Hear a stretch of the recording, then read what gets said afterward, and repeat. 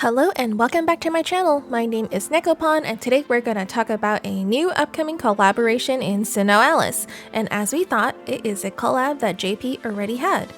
So first of all, we got the announcement overnight over the SINoALICE global Twitter to confirm that this one is indeed Ray Zero for the collaboration. Yay! And there's already been a lot of speculation on this in the past week, so I'm really glad we finally have a confirmation on it.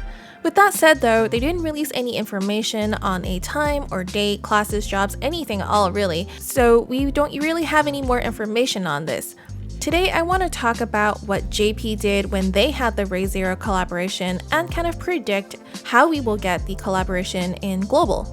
In this video, we will have a ton of spoilers up ahead, so please check out one of my other SINoALICE videos if you want to keep this collaboration a surprise. So to start, we'll have two banners and each of them will have two characters on them. Very similar to the format they had for the slime collab banners. The first one will have Amelia and Reinhard, and then the second banner will have the adorable maid twins, Rem and Ram. So if you're wondering where Subaru is in all of this, he's actually the free character you get during this collaboration, so that's pretty nice. Now, I don't think they'll do a paid class like the one that we did with Slime Banner where they had Alice Ogre, but you know, they might change their mind on this and we might get one after all, who knows. I really did enjoy the first season of the anime. I thought it was pretty interesting, even though I don't think it actually finished it. It stopped around episode 20th, but I hear season 2 has wrapped up nicely, so maybe I should go back and finish up the series. Honestly, I'm really glad Subaru is the free class because I don't want to use my crystals on him. He definitely was not one of my favorite characters. If you enjoyed watching the series or finished it, can you let me know what you thought of it and if I should go back and try to watch the rest of it? Sorry for the rambling, let's take a look at the classes. We have Amelia, who is looking very beautiful in this illustration. I'm a big fan of the pose and the way this is composed. She really does look like an angel here. She is a cleric class that gives mixed stats, and with Arcana it is 300 in each stat and then 500 HP. Generally, these are very useful stats. And then we have Reinhard, which is a breaker with very heavy defensive stats, 1150 physical defense and 100 magical defense. He also comes with 100 physical attack and 250 HP. Since Amelia and Reinhard are in the same banner, I'm thinking this one is probably a great one for clerics because Reinhard has a ton of defense that clerics could really benefit from. When it comes to classes, I'm not sure if global will have the stats changed, but I think if PokeLabo add plus cost to all of these during the global release, it'd be really hard to pass up on them if they end up doing that.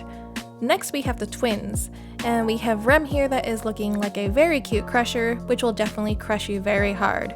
She comes with a lot of physical attack, of course. It is 1150 and 100 in magical defense and physical defense, and then along with 250 HP. Next we have Ram, which is basically the opposite of Ram when it comes to stats. So instead of 1150 physical attack, she has the 1150 in magical attack. She also has the 100 in magical defense and physical defense, and then the 250 in HP. Lastly, we have the free Subaru class that is a sorcerer.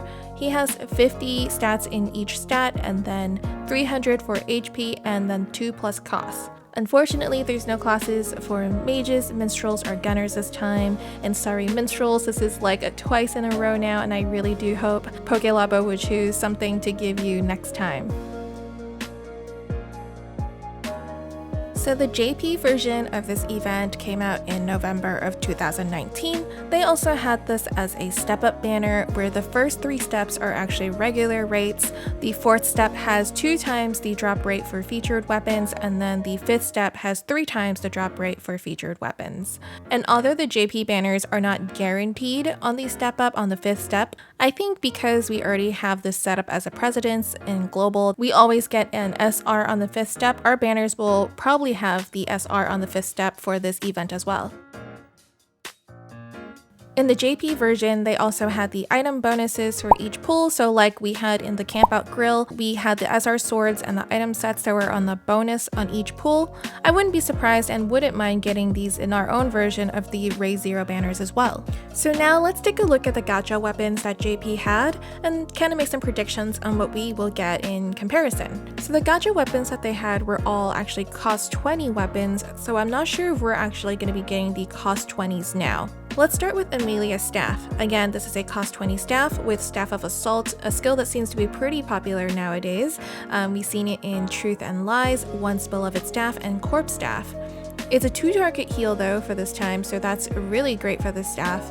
The support skill is one that we don't have yet. It's basically recovery support, but with an increased effect when at a disadvantage, which would be pretty interesting if we got this in global since we don't have it yet, and seems very helpful in Colo. A really good staff in general if it doesn't end up being changed on our release. Next we have Reinhardt's sword. Again, it's cost 20, so the stats are quite higher than what we have in global right now. It also has a new support skill that we don't have yet in global, a chance to get small amount of life force when attacking.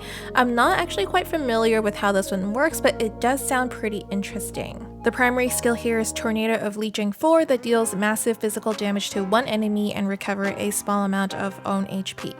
Next we have Rem's hammer. Do notice this is a cost 20 hammer again, so I'm not sure if we will get it as a cost 20 or 19 since we don't have any 20s yet. Rem's Iron Ball comes with the primary skill of Lightning of Assault 4 that deals great physical damage to 1 to 2 enemies and increases your own physical attack by a small amount, and of course Dauntless Courage 3 that is just a fixed chance to greatly increase damage while attacking. The total points of this hammer is a bit far-fetched for global right now, but the P attack is actually in a pretty good spot. It would be the 3rd highest P attack in our hammers.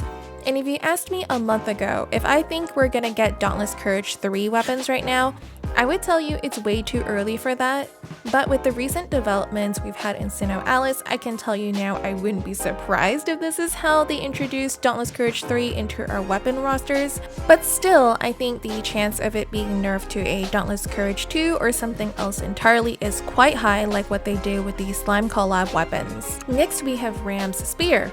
Ram's Spear comes with Evil Thunder of Assault 4 that deals great magical damage to 1 to 2 enemies and increase your own magical attack by a small amount. It also comes with Dauntless Courage 3, and I feel the same way about the Spear the way I feel about Rem's Iron Ball. It has cost 20 with tier 4 skill and DC 3 and generally high stats because it is cost 20. It's likely that they will push this down to a cost 19 and the stats with it to match our weapon progression in global. And of course, in these banners, we have a few more weapons to talk about that are not actually class weapons, but they are in the banners anyway. I'm not going to go into these weapons in detail very much, in my opinion, because they're also cost 20 with skills we don't have yet in global, and in general, I don't think they're going to introduce that many new skills or any at all with this collab, but if they don't actually change all these new skills, then we have a lot of new stuff to roll on. So on the Ram and Rem banner, they also have a tome and an artifact. The tome is Forbidden Plant Study that reduces the P attack and M def of 1 to 2 enemies by a great amount, and the Colosseum skill intensifies the effect within 5 minutes remaining in Colo. It also has Resurrection 2 as a support skill that has a fixed chance to moderately increase support effects while providing backup, very similar to Support Boon, but this one has an increased effect when at a disadvantage. And then we have Lure of the Forest Spirit, which is an artifact. It has Sand Boundary 4 that deals great magical damage to 1 to 2 enemies and increase your own physical defense and magical defense by a small amount. The support skill here is Dauntless Courage 3. It would be really weird but kind of trolly if they kept the Dauntless Courage 3 in here but removed it from the other weapons for the global release. In the Emilia and Reinhardt banner, we have the bow and a harp. Furious Headwinds is the harp that increases the P attack and M def of 1 to 2 allies, and it also intensifies in the last 5 minutes when in Colo. The support skill here again is Resurrection 2, very similar to the tome. The bow is Bow of Spiraling Winds. It also have a life force support skill similar to Reinhardt's sword. Now for the free weapons, we have Subaru's Diary, which actually could be kept the way it is for global. It's a standard fare for cost 18 book, and although it's not great, it could be used as a max limit broken subgrid weapon. And finally, the last weapon that they had is called Eternal Crystal, which is an S weapon. Basically equip this for the bonus medals for the event. So in this event, of course, you have event stages. You can get bonus medal drops with any of the weapons we just mentioned here today. Unfortunately, I don't think we will have the pretty and gamified map that the slime collaboration had in comparison, but it would be really nice if it was still presented in a unique way for this collaboration.